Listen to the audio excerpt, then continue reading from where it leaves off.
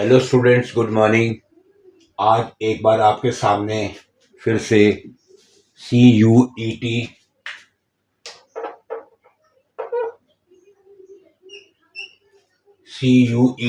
You G common university entrance test under graduate video number 3 MCQs and for entrance exam के लिए और competitive exams के लिए आपको इम्पोर्टेंट एमसीक्यू दिए जा रहे हैं। आज का हमारा सब्जेक्ट है पॉलिटिकल साइंस और टॉपिक है पॉलिटिकल इंस्टीट्यूशंस इन इंडिया। कि इंडिया में जो पॉलिटिकल इंस्टीट्यूशंस हैं उनके बारे में आपको इम्पोर्टेंट एमसीक्यू दिए जाएंगे। Video number 3। आज का फर्स्ट एमसीक्यू है, what is the maximum allowed duration between the last session of the dissolved Lok Sabha. अगर लोकसभा डिसॉल्व हो जाती है तो उसका लास्ट सेशन जो है उसको मैक्सिमम कितना ड्यूरेशन दिया जाता है, and recalling of the Lok Sabha को दोबारा रिकॉल करने में कितना वक्त दिया जाता है। ड्यूरेशन मतलब period. Option A 2 month, 4 month, 6 month या 1 ईयर। तो मैक्सिमम जो पीरियड दिया जाता है अगर लोकसभा डिसॉल्व हो जाए उसको दोबारा रिकॉल करने के लिए 6 मंथ का पीरियड दिया जाता है। ये करेक्ट आंसर है। Question 2, who designated the first Indian voting machine. First Indian voting machine किसने डेजिग्नेट की थी? ऑप्शन ए एस के थ्रॉइट, ऑप्शन बी नरेंद्र जडारे, option B C M B Haneefa और option D A G Rao. तो फर्स्ट इंडियन वोटिंग मशीन जो designate की थी वो एम बी हनीफा ने की थी। ये करेक्ट आंसर है। Smallest Lok Sabha constituency in general election by area. Area मतलब जगह। जगह के हिसाब से सबसे छोटी लोकसभा कॉन्स्टिट्यूएंसी जनरल इलेक्शन की कौन सी है एरिया के हिसाब से? ऑप्शन ए दिल्ली सदर, बी मुंबई साउथ, सी कोलकाता नॉर्थ वेस्ट या डी चांदनी चौक। जनरल इलेक्शन के हिसाब से एरिया को लेकर लोकसभा की सबसे छोटी constituency option D Chandni Chowk correct answer है एरिया के हिसाब से। Question 4, the term fourth estate is used for. Fourth estate किसके लिए नीचे लिखो में से यूज होता है? Option A parliament, B judiciary, C the executive, D press and newspaper. तो fourth estate press and newspapers के लिए यूज होता है। क्वेश्चन 5, विच कॉन्स्टिट्यूशनल अमेंडमेंट, बताओ कौन से संवैधानिक सुधारों में संशोधन में वाज द नगर पालिका बिल पास। नगर पालिका बिल पास हुआ था। कौन से संवैधानिक संशोधन में नगर पालिका बिल पास हुआ था?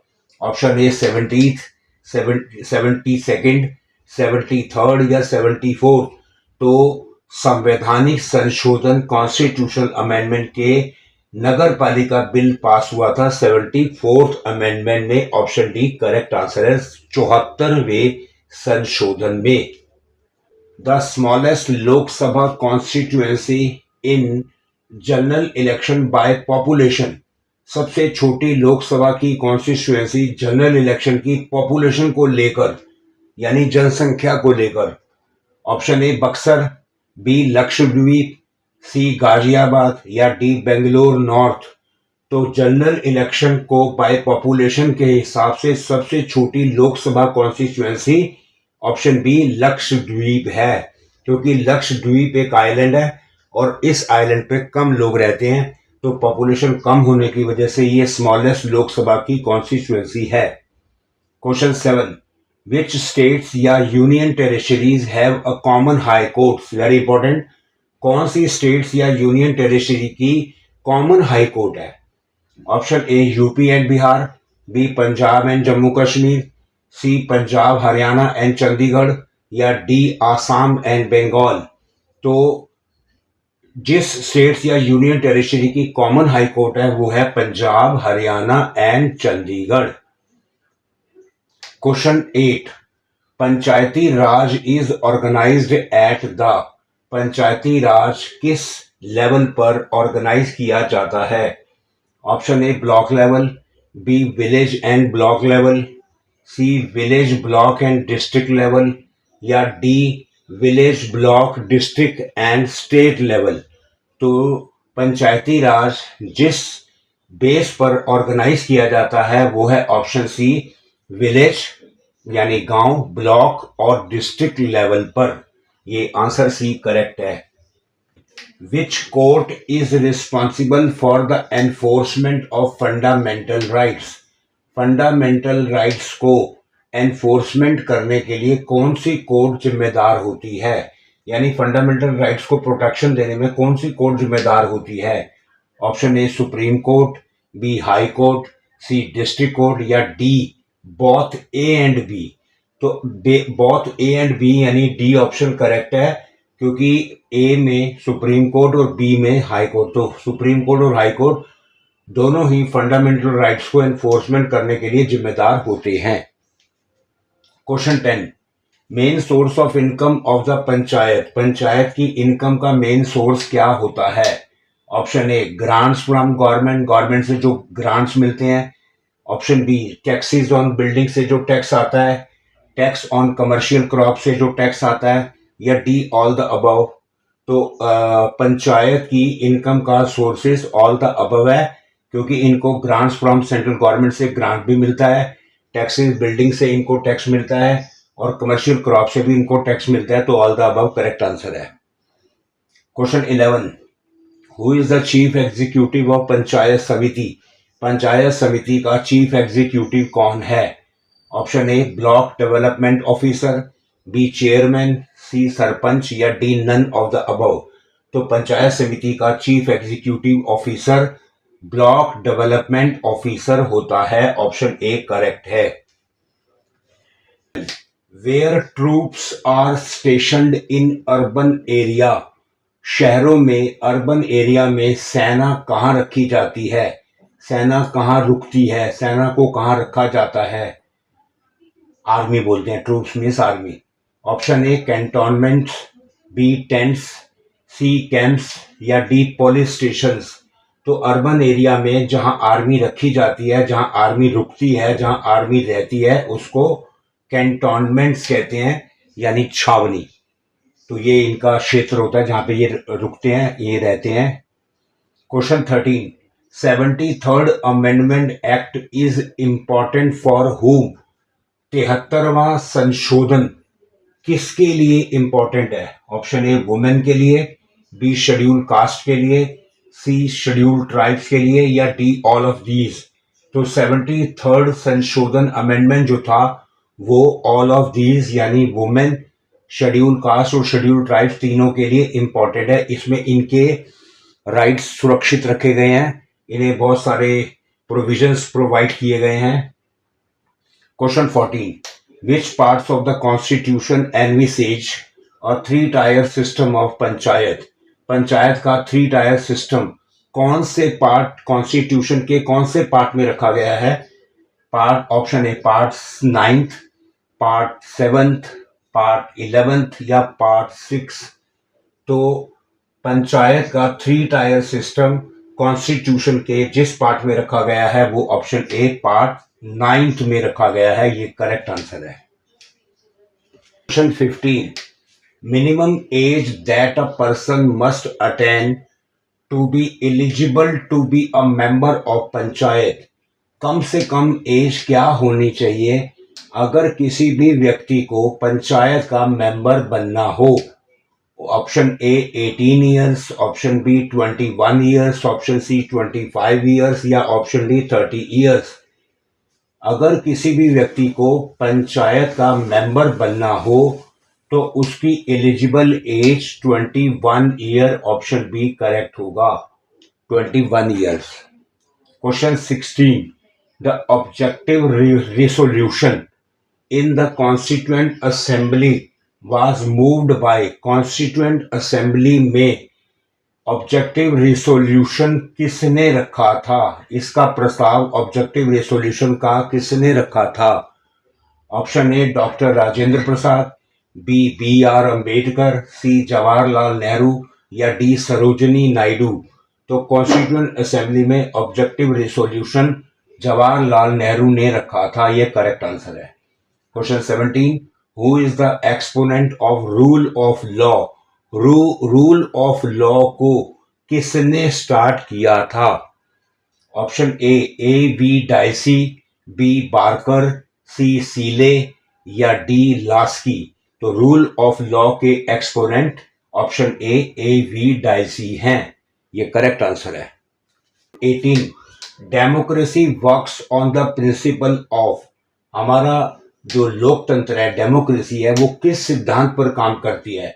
Option A checks and balance, option B intervention of the state, state का इंटरफेयर, या डिक्टेटोरियल नेचर, या नन ऑफ दीज। तो हमारा लोकतंत्र, डेमोक्रेसी जिस सिद्धांत पर काम करती है वो है चेक्स एंड बैलेंस। इसका मतलब है कि लेजिस्लेचर, एग्जीक्यूटिव और जुडिशरी ये एक दूसरे को चेक करते हैं, एक दूसरे के बीच में बैलेंस मेंटेन करके रखते हैं ताकि कोई गलत स्टेप ना उठाए। Question 19, the procedure for amending the constitution in. हमारे कॉन्स्टिट्यूशन में अमेंडिंग का प्रोसीजर किस आर्टिकल में रखा गया है? जो संशोधन होता है संविधान में, उसे किस आर्टिकल में रखा गया है? Option A article 368, article 360, article 367 या आर्टिकल 371। तो हमारे कॉन्स्टिट्यूशन में जो अमेंडमेंट है उसे आर्टिकल 368 के तहत 8 के अंडर रखा गया है। Question 20, who is the real head of the country? हमारे देश का वास्तविक हेड, वास्तविक नेता कौन होता है? रियल हेड देश का कौन होता है? देश का कर्णधार कौन होता है? Option A governor, option B prime minister, option C chief minister या ऑप्शन डी प्रेसिडेंट। तो हमारे देश का real head prime minister, option B correct है, प्रधानमंत्री देश का रियल हेड होता है। 21, chief minister of a state, किसी भी स्टेट का मुख्यमंत्री, is the sole channel of communication between. उसकी मेनली जो बात होती है किसके बीच में होती है? चीफ मिनिस्टर ऑफ स्टेट की।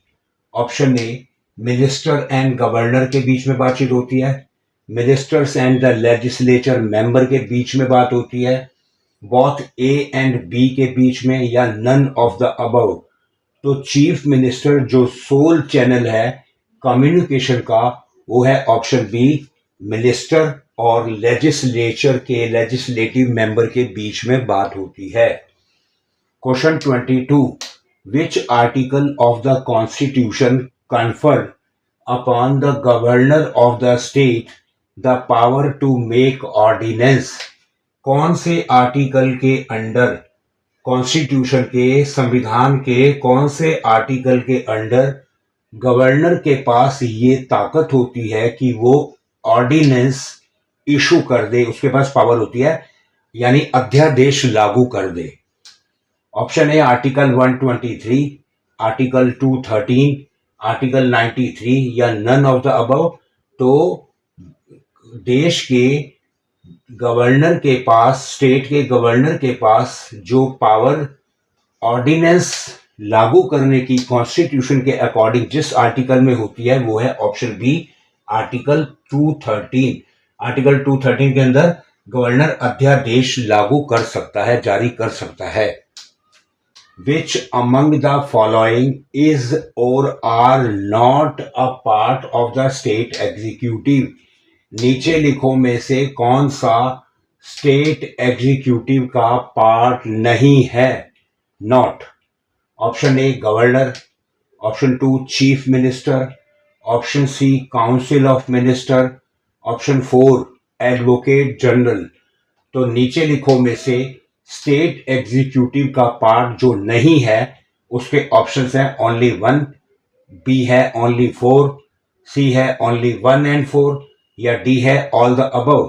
तो ओनली 4 यानी एडवोकेट जनरल स्टेट एग्जीक्यूटिव का पार्ट नहीं होता। गवर्नर भी होता है, चीफ मिनिस्टर भी होता है, काउंसिल ऑफ मिनिस्टर भी होता है, तो एडवोकेट जनरल नहीं होता। तो इसलिए option B only 4 correct answer होगा। तो स्टूडेंट्स, ये आपके सामने video number 3 CUET UG common university entrance test under graduate important MCQ for entrance exam और कॉम्पिटिटिव एग्जाम्स के लिए आपको दिए गए हैं, बड़े ही महत्वपूर्ण है। हमारा आज का सब्जेक्ट था पॉलिटिकल साइंस और टॉपिक था पॉलिटिकल इंस्टीट्यूशंस इन इंडिया। तो आप इन सभी MCQ को ध्यान से पढ़िए, ध्यान से देखिए, समझिए। ये सब आपकी आंखों के सामने छोटी क्लासेस 8वीं 9वीं 10वीं 11वीं 12वीं में ये होती आई हैं, आपको पता है, लेकिन ये दिमाग में छुप जाती हैं, भूल जाती हैं। आप इन्हें एक बार रिवाइज कीजिए, आपके एंट्रेंस एग्जाम में, कॉम्पिटिटिव एग्जाम में काम आएंगी। और गॉड ब्लेस यू। आप हमारी बाकी वीडियोस और शॉर्ट्स देखते रहिए। आपको अच्छी लगे तो प्लीज़ आप उन्हें लाइक कीजिए, शेयर कीजिए और सब्सक्राइब कीजिए। Thank you so much.